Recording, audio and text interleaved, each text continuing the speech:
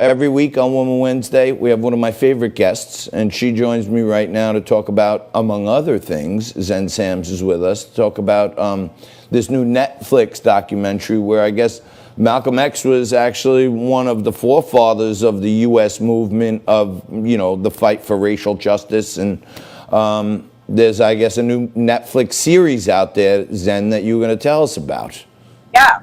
So questions have been raised as a result of this new documentary series about the murder of civil rights icon Malcolm X in Harlem 55 years ago, so much that it prompted the Manhattan District's Attorney Office to reinvestigate the case. The six-part Netflix series called Who Killed Malcolm X disputes the narrative, basically, that convicted the three men who received life sentences for the murder of the activist, who basically was shot moments after he took the stage at the Audubon Ballroom in New York on February 21, specifically 1965. And that was, when history changed. So there's a man by the name of Muhajid Abdul Halim.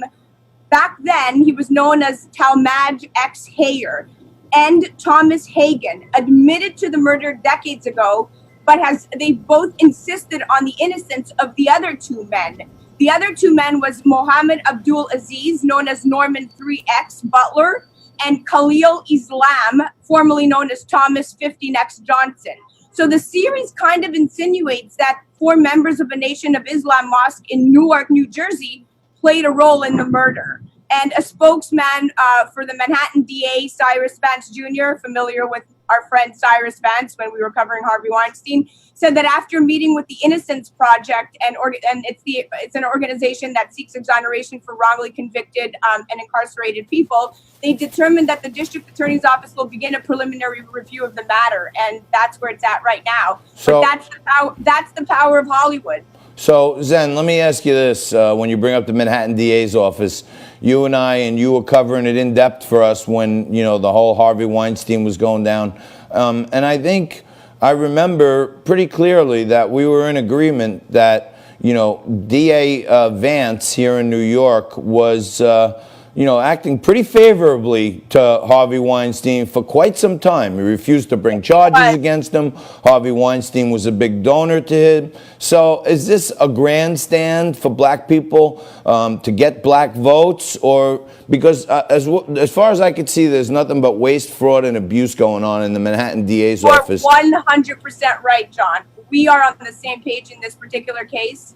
This Cyrus Vance Jr., I've heard his name way too many times. When he had the ability to do something about Harvey Weinstein, he shut it down. He didn't do it. He looked the other way, turned a blind eye, and now wants to take a victory lap. And just yesterday, the women were awarded the $19 million in settlements for all the women that had accused him. But that's a different story. But back to Vance, you're right. I think this is a grandstand, and I don't think that, look, yeah, he's going to reopen the case. Do you think he wants to be bothered with it? Probably not, but it's what he must say. And this is a man that says a lot of things that other people want to hear, and he doesn't really, do things because he believes in them, and it's been proven time and time again. So you know what?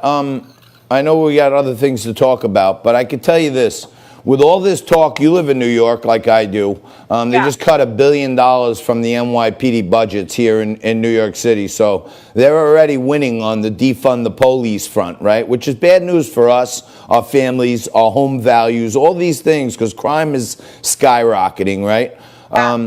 And in the Manhattan DA's office, I know of multiple cases where people have been surveilled for years and then no charges brought against them, but they were trying to mar them, they were trying to drag their name through the mud, they were trying to screw them over, right? And I wonder if the better thing to do is defund the DA, because we don't know what's going on in those prosecutors' office. Corruption is not on the front lines, and you are 100% on the money to say that. The corruption right now is behind the scenes. We've seen it over and over again. So, people are misdirecting their anger. But yes, look, some police have overstepped, have really, contributed to this hatred and to the racial profiling and the bias that's going on in this world right now. I get it. But there's so many wonderful, beautiful cops that, and this is going to segue into our next story. Right, the cops got to do. To me, the cops got to do their jobs, right? And then it gets into these. It gets into these politicized DA's office where all these people are getting cushy salaries. They're wasting millions of dollars a year doing wiretaps and this and that on people. How about more cops so that keeps people in line, and the people they arrest, less prosecutors, so the prosecutors really focus in on real crimes, and then it's kind of an equal distribution of justice for everyone. And you know what? The police go to the police academy and get trained and get basically given the mentality from the beginning.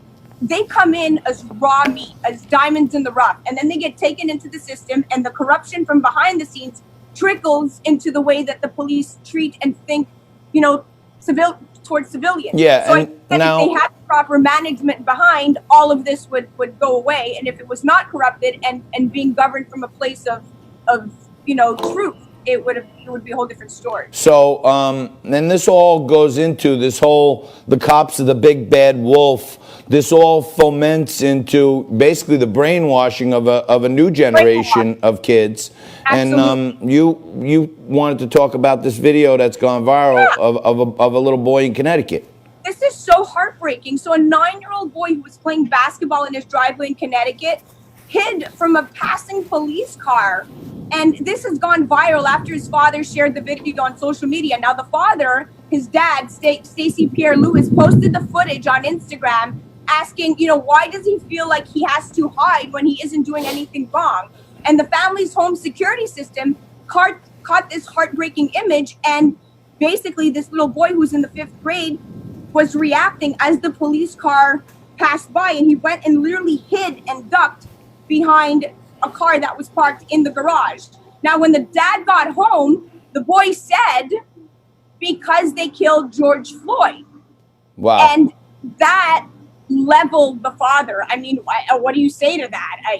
So the camera shows, did you provide us with this video by any chance? I sent Nico the story last night, and I didn't have time, but it's all over the internet. It's gone viral. And this is the important part. The camera shows Elijah briefly hiding behind this SUV that's barely moving until the police car passes, right?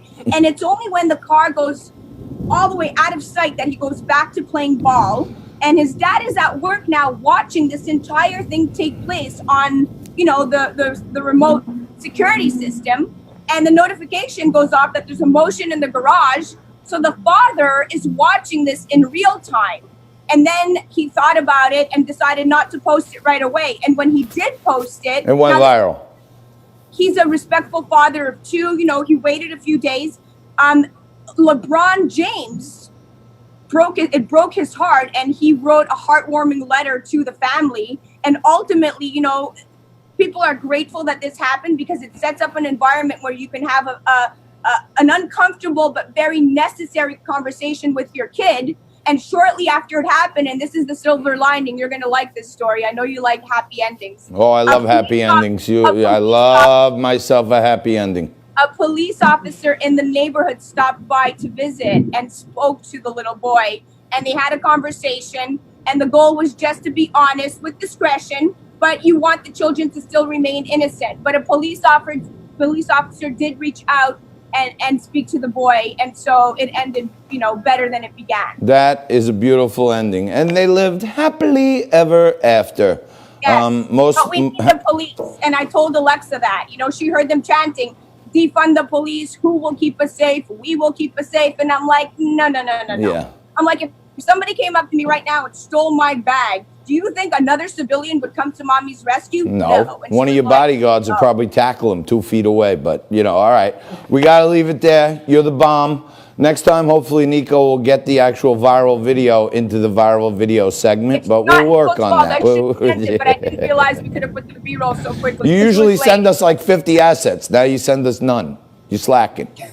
I love you, Zen. I'll talk to you soon. Quick break. More Liquid Lunch. Erin Elmore right after this.